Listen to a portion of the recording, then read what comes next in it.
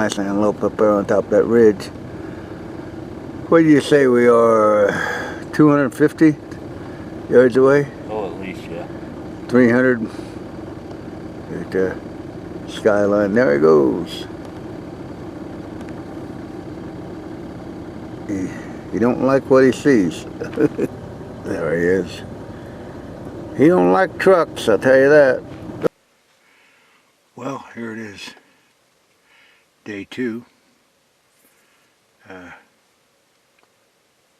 Getting ready to get your game face on. Some people prefer to spot and stock game, and I understand that. And it can be quite challenging as you try to put your game face on. Each day puts you a new attitude on too. There's no outfitter that I know that could tell you at any given moment where any given animal is going to be. So you're going to have to put your time in. And each day you got to let go what yesterday was. So you first time antelope hunters, when you come out, enjoy the scenery, enjoy the camaraderie, you meet new friends. And when an antelope, a legal buck antelope walks up, don't put a man-made criteria of what's a score. Harvest it. Get some knowledge from that. Any antelope, buck antelope or doe antelope, as far as that goes, is going to be a trophy because you're taking it in an area that's out of your geographical regions. And you're only here for a short time to hunt. So don't set your goals so high that you're miserable, because this ain't whitetail deer hunting. And most of you back in the Midwest will let several deer walk by, self-included, because you have the time allotment. But when you're on an antelope hunt or any out-of-state hunt, you only have X amount of days. So don't put undue pressure on yourself of trying to get the biggest and the highest score. And if you are lucky and you get a high-scoring antelope one year, don't think that's going to be the norm and you're going to come back next year and shoot a bigger one. Well, you know, you're probably lucky when you shot the one you did the year prior. And luck plays a big element in it. But so just don't get ahead of yourself. Have fun, relax. It's a different style of hunting.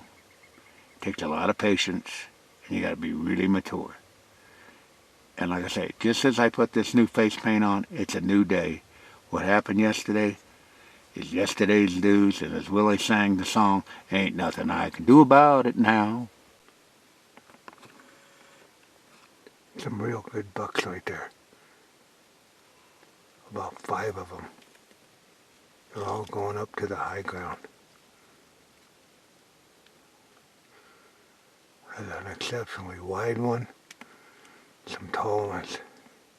I don't know if the camera, they're out there a ways, but they're there. Yeah, they're all going up high right now. That's, I would say, a half a mile away. So, but they're in the vicinity, and they're good bucks. Every one of them are a good buck right there. There are at least 5 of them there. As you noticed, they moved up through that draw.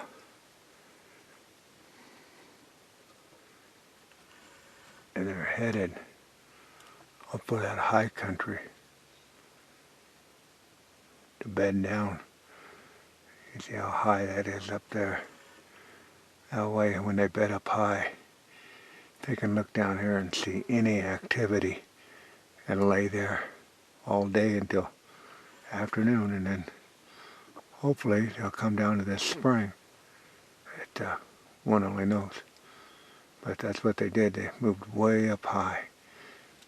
And if that was mule deer, they'd move up into the shade of those bluffs, those rocks. We'll just have to, we know they're in the area. There was 4 good ones in there. Now, after you've seen that, that's what builds your mental attitude. You've seen what we just seen go up that hill. That will let you endure the day, because there's a bunch of them up there. And you don't know if they come back down there, that's cool. But at least you know you're in an area that's holding them, and that's where good binoculars are a must. So let's sit back. Now we got a better mental attitude. Let's sit back and see what happens. Yeah, those antelope will move clear up into the shade. I doubt if you can see them, but they're in right where that shadow is, where the sun makes that shadow. They're up that high. They're going to bed down up there, and like I said, once they bed down up there, they can see everything for miles and miles around. And if you were down there walking around, they'd know exactly what you were doing. They're up there, going to be bedded up there for a while. And what you see with binoculars, you'd never see that. You can see how far if I zoom that back. And this is as far as my zoom goes.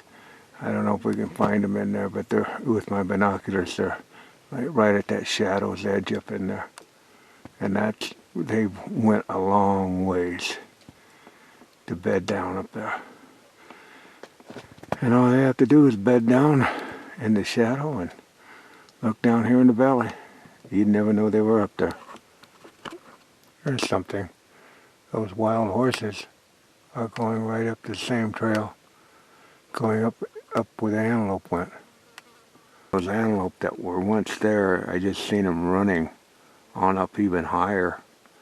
They'll run up in there. I don't know what chase, maybe a critters down there chasing those horses, but they all went up to that high bluff up there. And that's the Outlaw Trail. A lot of history at that bluff of rocks that you're looking at right there. Many of Outlaw used it for a navigation point, and it runs for miles and miles and miles to it. Well, never a boring moment. What stuff sitting in a blind does to you. You seen that same horse herd water right out in front of us last night at 7 o'clock in the evening. And you seen them over a mile away. It's way over a mile, going up high with those antelope. So you know that they can traverse right back down here in given time. So it's 10:20 right now. So you're in for a long wait. Yeah, one more tip for you first time blind hunters out here in Wyoming. Stay in your blind. You wouldn't have an idea, you don't have a clue what's looking at you. I had a guy get out and he'd shoot his arrows out of the blind, and he'd get bored, and then he'd walk out and go get his arrows, and he'd walk back and he'd wait a while, and he'd shoot a few more arrows out. Then he'd get out and he'd go get his arrows and come back. He'd go out and take a poop, wipe his butt, and leave the white toilet paper glaring. Might as well have the chrome in a junkyard, because after all, he could see there were no antelope around. Well, you just watched antelope that are over a mile away that can see every move that's on this valley. You got white toilet paper. You got a fluorescent knock. You got a bright fletched arrow laying out there. They'll zoom on that, and they'll avoid it like the plague. It's not, it's something new, and they're not going to come investigate it. They're just going elsewhere. So when you get in the blind, don't go for a walkabout. And when the outfitter comes to pick you up, tell him, I didn't see anything. Nope. But the antelope saw plenty. And that's why it's so critical to stay in the blind. If I have to padlock you in there, then that's what you have to do. But because once you're in there, you're being observed from every direction of the rainbow. And you won't see what's looking at you, that's for sure. So when you go out there, just remember that. Stay in the blind. Yeah, I'd like to read a paragraph out of this book to let you know the history and how rugged it was on mankind. The locals called this ridge that extended somewhat 1,500 miles, the Outlaw Trail.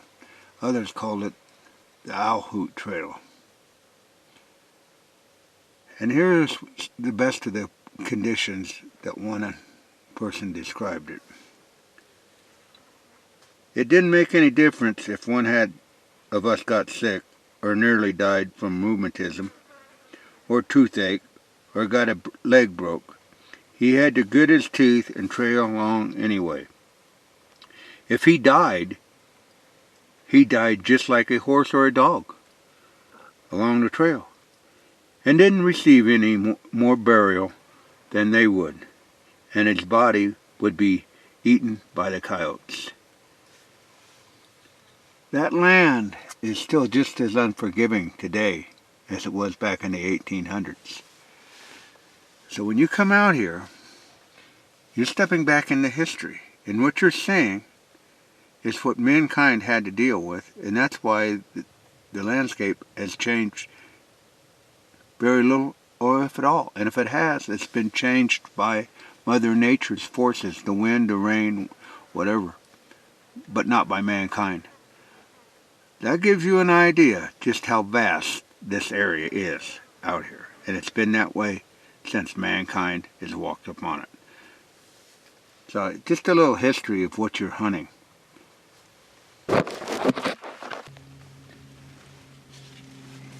Yeah, here's a little excerpt from this book that still pertains, especially today more than ever. It's from an outlaw. And while we were freezing, starving, depriving ourselves of every comfort and pleasure of existence, here was all the stolen money in our belts that would buy anything we wanted. And we couldn't go anywhere or contact anyone to spend it. We just had to leave it there, making raw rings around us, weighing us down and wearing us out, while we was nearly perishing for the things it could buy. Ladies and gentlemen, that still holds true ever so much today. If you're out here on this high plains desert, it's a $50 bill. It's a piece of paper that man made. It was water. God made water. Man made the container. If you're stuck out here by yourself, you will find out what becomes valuable in life. And it's not this worthless piece of paper written up by mankind. It's water. Water is the substance of all life. Without it, nothing survives. And I wish more people back in civilization with high population would quit chasing that worthless piece of paper, because it wouldn't buy you a drink of water out here. If you don't have it with you, you're a dead man walking. And you would die just and perish just like the outlaw with stolen money, even though you earned it and made it such a priority in your life to collect more pieces of paper and put them in somebody else's bank, when this is the Holy Grail. And you'll learn things like that when you're out here on the prairie. That those pieces of paper that men print in Washington, and oh, they're so valuable, virtually have no value when it really comes down to your well-being, when you're one-on-one with Mother Nature. So keep that in mind while you sit out here in the nature. Your mind gets to wondering. You'll get a better sense of yourself and mankind. This is what makes it tick, not that piece of paper that I threw on the ground. Because you could have that strapped around you as the outlaws and perish. And if you would have gave it all for this bottle of water. Think about that when you're sitting in the blind. And think about that when you're back in the more civilized areas. It ain't all about money. It's about having a good life and the simple things that God provided you with.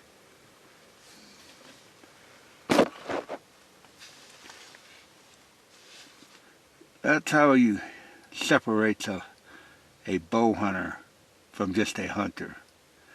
I'm staring out across this vast openness, waiting for a 1953 Ford station wagon with Fred Bear and his Bossolino hat to get out with his recurved bow. I watched that movie many, many times. And it's not about pro staff or glitzy white teeth. It's about getting back the way it's supposed to be. And finding the valuable things in life, such as water. Well, here we are in the 90s. And we're in a comfort zone. We've got our air conditioner and this little small tent fan. It's priceless. Another topic that you want to be concerned with is your food. You want to eat light food, not heavy food. These carrots, these grapes, fill the bill. You get sugar from the grapes, get some sugar from the carrots, plus they're cool. Keep them in your container with the ice in it. This little rag right here comes in really handy. Wipe yourself down. And like I say, I got the Hillbilly air conditioner. Now I only use that when it really gets, well, when you get in where you feel you need it. Right now, you can see this little thermometer. It's in the 80s. Well, I'm going to hang it up there on the top, and then we're going to check it in about a half an hour and see the difference in temperature. Like I say, it's right now, it's in the 80 mark, and we're going to hang it up on top of that ceiling and see how hot it is.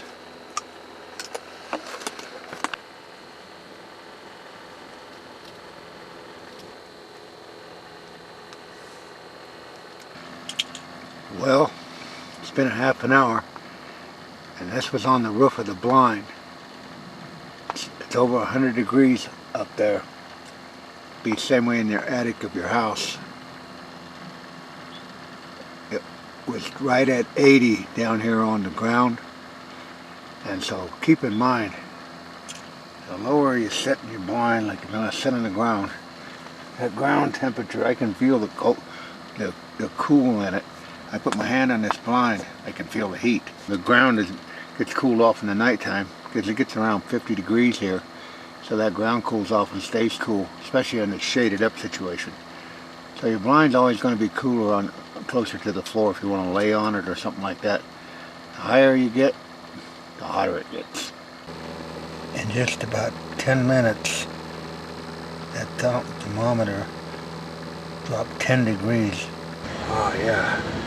As I said, it's 3 o'clock, and this Hillbilly air conditioner blowing nothing but cool air out on you right now. It's the first time I used it all day, but it's putting it out right now. Nice fresh cool breeze. Better than jumping in the swamp. Yeah, these antelope, you know, this morning they went up that draw, and it's 5 minutes to 3. So they've been up there a while. The horses and the cattle are out moving around, and so hopefully they'll move here in the next hour or so, and they've been bedded down all day. So if you fantasize that you're going to come out here and become a spot and stalker overnight, good luck, because you don't have the skills. You never got to practice them in Cornfield County. Well, here we are. It's Tuesday night. We elected to move over to this blind, and I'm going to stay all night in it. And the reason that is, it's really hard to get in here. So we're going to have a camp out, do a little solo, and it's going to be a full moon. And we'll be in here because it's really far back in this area. This is a new blind that we hunted the same blind 2 days in a row, and tonight we moved over here, and then we went and got our sleeping bag, and we're set up on a new adventure for tomorrow morning. And it's so far back in here that there's no way of really getting in there unless you stay all night. So that's what we're doing, overnighting in the blind, and hopefully in 12 hours from now we'll have a success story. If not, we got to sleep with a full moon. That's pretty cool, under the western skies. So that's what we're doing tonight, overnighting in the antelope blind.